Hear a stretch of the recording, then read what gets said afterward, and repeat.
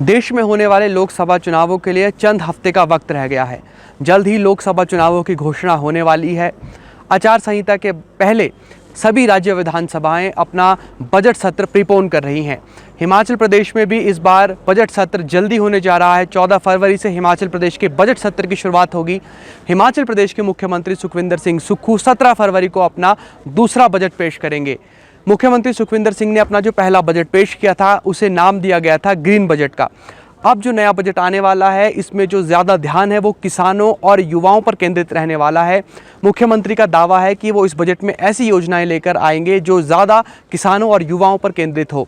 हिमाचल प्रदेश एक पहाड़ी राज्य है और यहाँ पर ज़्यादातर युवाओं का ध्यान सरकारी नौकरी पर रहता है, लेकिन सरकारी नौकरी के अवसर कम है और ऐसे में सरकार कोशिश कर रही है हिमाचल प्रदेश को आत्मनिर्भर हिमाचल बनाने की, और इस बजट में इस चीज़ की झलक भी हमें दिखने वाली है। 14 फरवरी को हिमाचल प्रदेश के राज्यपाल शिव प्रताप शुक्ल के अभिभाषण के साथ इस बजट सत्र की शुरुआत होगी और इसके बाद शोकोद्गार होगा। 13 फरवरी को हिमाचल प्रदेश विधानसभा के अध्यक्ष कुलदीप सिंह पठानिया की अध्यक्षता में एक ऑल पार्टी मीटिंग हुई है।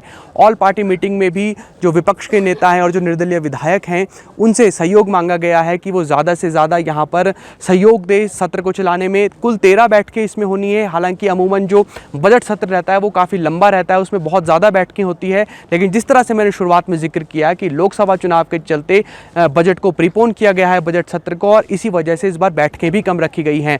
हर बजट सत्र में 2 प्राइवेट मेंबर बिल डे होना ज़रूरी होते हैं और अमूमन ऐसी परंपरा है, ऐसी रवायत है कि वीरवार के दिन ये प्राइवेट मेंबर बिल डे होता है। लेकिन इस बार जो एक मेंबर बिल डे होगा, प्राइवेट मेंबर बिल डे, वो बुधवार को भी होगा और वो 28 फरवरी की वो तारीख होगी, क्योंकि 29 फरवरी को बजट पारित होना है। मुख्यमंत्री 17 फरवरी को जो बजट पेश करेंगे वो 29 फरवरी को पारित होगा और पूरे बजट सत्र के दौरान चर्चा रहने वाली है। चर्चा होगी कि किस तरह से यहाँ पर जो बजट में चीज़ें रखी गई हैं, जो नई नई योजनाएं लाई गई हैं, उसे अलग अलग इलाकेवार किस तरह बांटा जाए।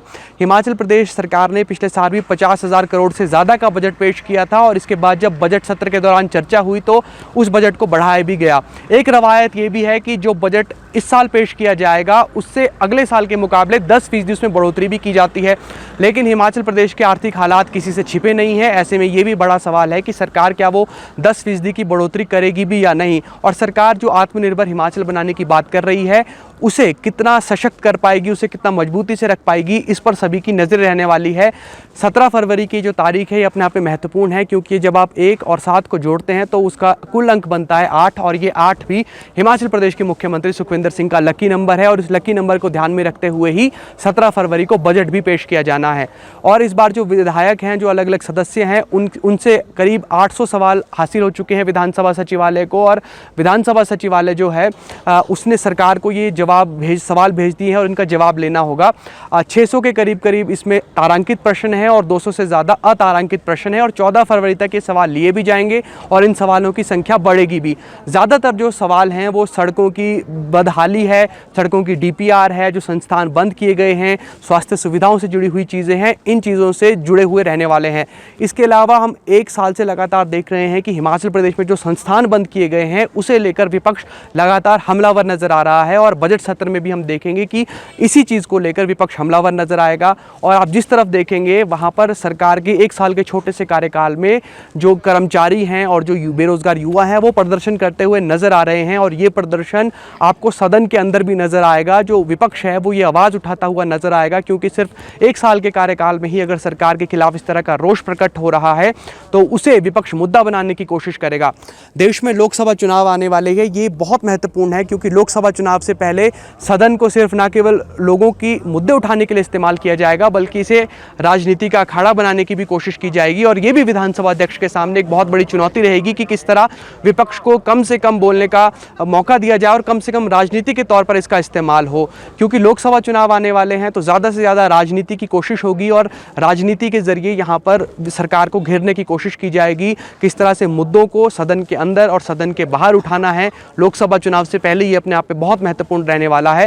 हिमाचल प्रदेश विधानसभा जो शीतकालीन सत्र के दौरान जिसकी कार्य उत्पादकता 132% रही थी, उस कार्य उत्पादकता को भी बढ़ाना है, और क्या 132% से ज़्यादा उत्पादकता होगी ये इन 13 बैठकों में पता चलेगा।